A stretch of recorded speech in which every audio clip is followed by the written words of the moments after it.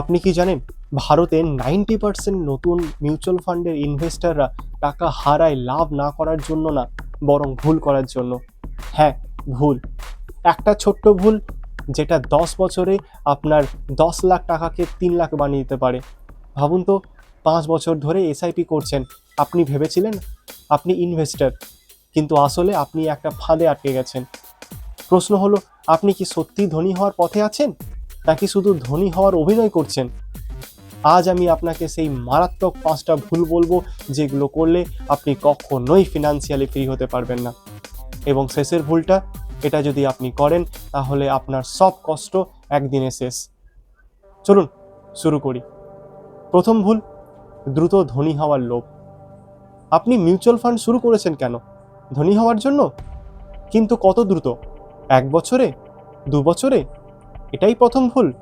একটা গল্প বলি। রাহুল 2021 সালে বাজার ওপরে উঠতে দেখে স্মল ক্যাপ মিউচুয়াল ফান্ডে টাকা ঢেলে দেয়। সবাই বলেছিল, ভাই এটা ডাবল হয়ে যাবে। 6 মাস পর মার্কেট পড়ে গেল। সে ভয় পেয়ে সব টাকা তুলে নিল। ক্ষতি হলো 25%। সমস্যা কী ছিল? মিউচুয়াল ফান্ডে নয়, সমস্যা ছিল তার মেন্টালিটিতে। মিউচুয়াল ফান্ড হলো ধৈর্যের খেলা। লোভ নিয়ে ঢুকলে ভয় নিয়ে বের হতে হবে। একটা প্রশ্ন করি, আপনি কি ইনভেস্ট করছেন নাকি জুয়া খেলছেন? কিন্তু শুধু লোভ নয়, আরও বড় ভুল আছে। 2 নম্বর ভুল, বন্ধুর কথা শুনে ইনভেস্ট। আপনার এক বন্ধু বলল, ভাই এই ফান্ডটা দারুণ, 3 বছরে 20% রিটার্ন দিয়েছে। আপনি কি করলেন? চেক না করে ইনভেস্ট করে ফেললেন। এটাই দ্বিতীয় ভুল। পাস্ট রিটার্ন দেখে ফিউচার সিদ্ধান্ত নেওয়া মানে গাড়ির সামনে না তাকিয়ে শুধু রিয়ার ভিউ মিরর দেখে ড্রাইভ করা। আপনি কি জানেন সেই ফান্ডের এক্সপেন্স রেশিও কত, ফান্ড ম্যানেজারকে, রিস্ক লেভেল কি? না জানলে আপনি ইনভেস্টার না, আপনি শুধু ফলোয়ার। ধনী মানুষ সিদ্ধান্ত নেয় ডেটা দেখে, গরিব মানুষ সিদ্ধান্ত নেয় উত্তেজনা দেখে। আপনি কোন দলে?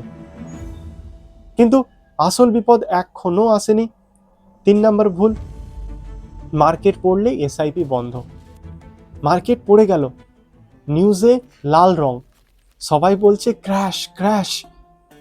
আপনি কি করেন? এসআইপি বন্ধ। এটাই 90% মানুষের মারাত্মক ভুল। শুনুন, মার্কেট যখন পড়ে তখনই আসলে সস্তায় ইউনিট কিনছেন আপনি।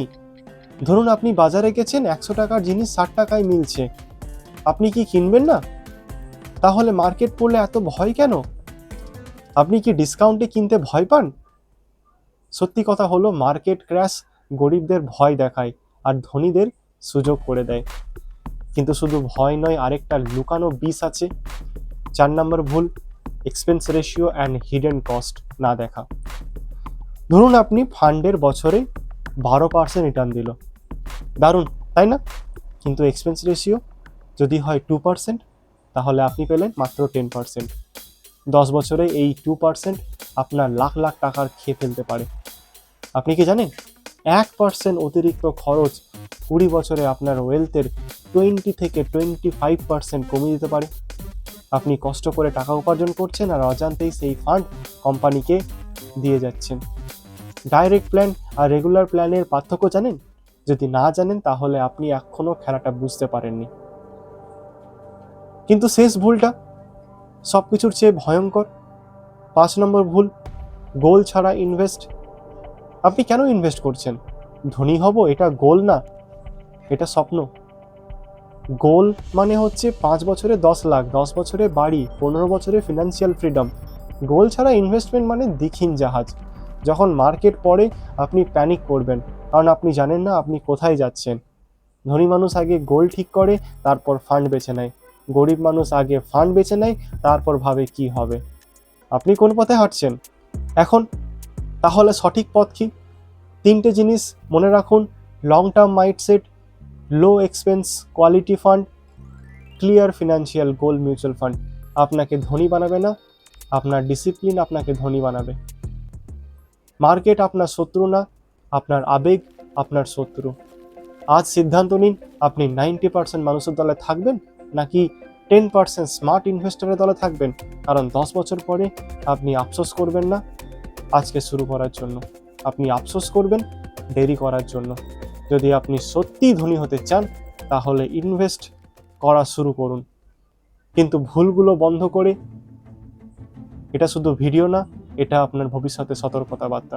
দেখা হবে পরের ভিডিওতে, ততক্ষণের জন্য stay fit, stay healthy and keep investing. ধন্যবাদ।